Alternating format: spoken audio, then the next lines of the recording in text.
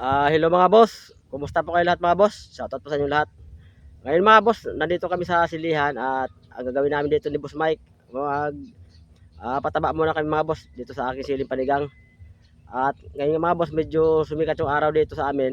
Huminto yung ulan. Makalipas ang 20 araw na pag-ulan. Halos araw-araw umuulan. Ngayon mga boss, umaraw naman. Kaya kailangan magpataba muna kami. Ito mga boss, at ipakita namin sa inyo ang gagamitin namin na pataba.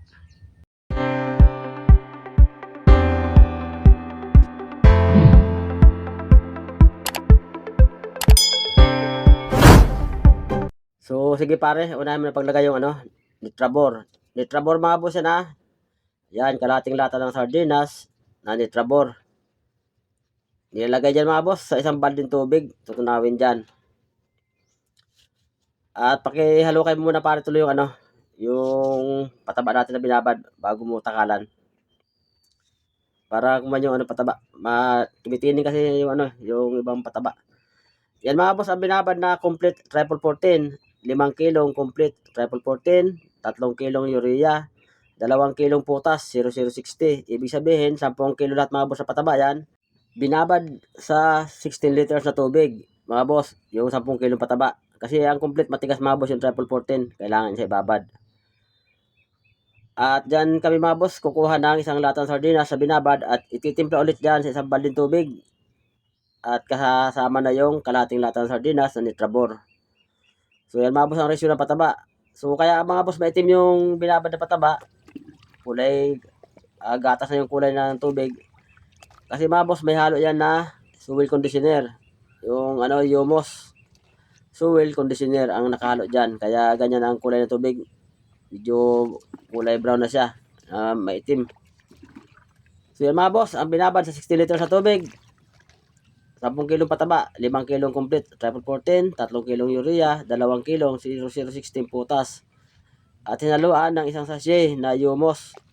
Yan. Tinunaw dyan mga boss sa 60 liters sa tubig. At ayan, isang latang sardinas ang takal doon sa binabad. Sa mga baguhan, yung binabad kasi mga boss, hindi siya pwede i-direct dilig mismo sa sili kasi masyado matapang yon. So magkakamati ang sili, masusunog kasi yung ugat.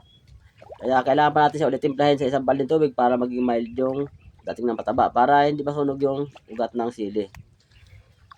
Ito pala mga boss, ang siling panigang ng variety, Exotica XL. Gawa ng Seedwork Seeds. Ang edad dito ngayon mga boss, 51 days after transplanting. May mga buwan ito mga boss, malalaki na, kaso nga lang, kaunti lang yung nabuhay kasi nga nalagas ang ulan. Ayan mga boss oh, malaki na yung bunga oh. Dapat ito, mag-harvest sana kami dito ngayon kaso nga lang, nalagas yung mga unang bunga. So may nabuhay naman na pailan-ilan lang, kaunti. Yung lahat ng unang bunga halos nalagas lahat. Grabe ulan din sa aming mga bossing. Ngayon August 22, 2026. So huminto ngayon na ulan mga boss. Makalipas ang 20 araw na straight na pag-ulan, araw at gabi. Ngayon lang mga boss, medyo nagpahinga yung ulan huminto at ayan na, sisikat yung araw, medyo maliwalas. Kaya nagpataba kami mga bossing. Kaya ganyan yung silnay mga boss oh. Wala pang bunga na marami kasi nga nagkalagas. Pero marami sa bulaklak. So baka sakaling magtuloy na ito mga bossing. At yan na yung lalaki ng mga bunga na lang. Kasi yung unang bunga niya ilan yung nabuhay. Sayang nga lang. Ayaw kasi tumigil mga boss yung ulan. Grabe ulan talaga dito sa amin. Pero mo 20 days na straight. Kaulan. Hanggang kapon niya August 21 umulan pa rin kagabi hindi siya umulan tsaka ngayon.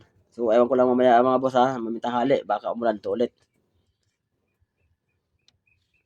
So ito muna mga boss ang update na aming siling panigang ng variety Exotica XL F1. Doon sa mga boss natin na gustong bumili ng variety nito, yung mga nagtatanong palagi doon sa ibang video namin kung saan makakabili ng binhi na Exotica.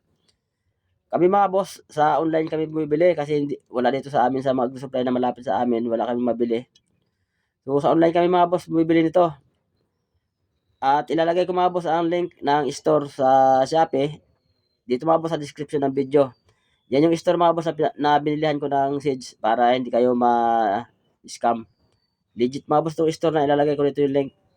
Yung mismo pinagbilihan ko nitong binhi na pinunla namin.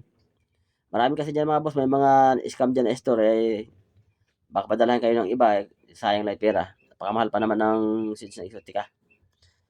So yan, sa mga baguhan, ng mga followers na subscriber namin, followers, na ngayon pa lang nakapanood dyan ng mga video na yung mga boss.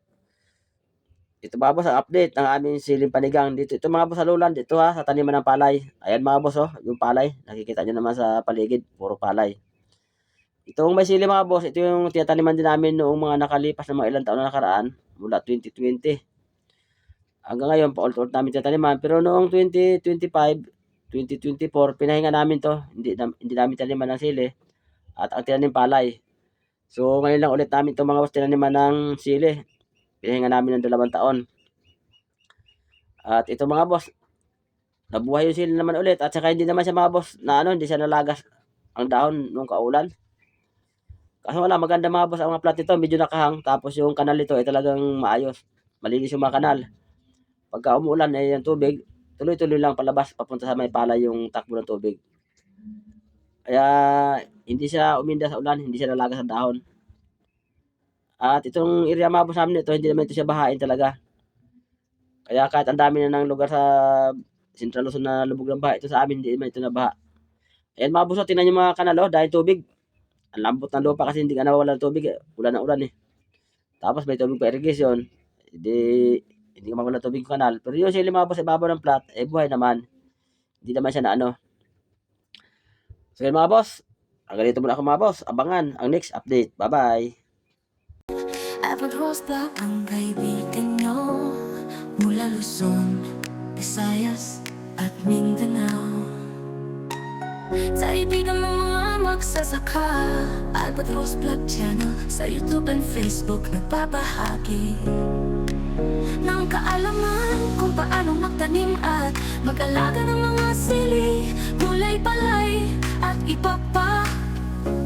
Kaya kung baguhan ka at ngayon ka pa lang nagtatanim, dito ka lang manood kay Albert Roseblock Channel at sigurado may matutunan ka step by step kung paano magtanim at mag-alaga ng mga sili, gulay, palay at iba pa. Albert Roseblock Channel, share tips and technique about sili farming and other vegetable crops. Dito ka lang manood kay Albert Roseblock Channel. Kaibigan ng mga sili farmers, Luzon, Visayas at Mindanao. Albert Roseblock Channel, mapapanood sa YouTube at Facebook. Albert Roseblock Channel, share tips and technique about sili farming, palay, gulay at iba pa. Albert Roseblock Channel, share tips and technique about sili farming, palay, gulay at iba pa.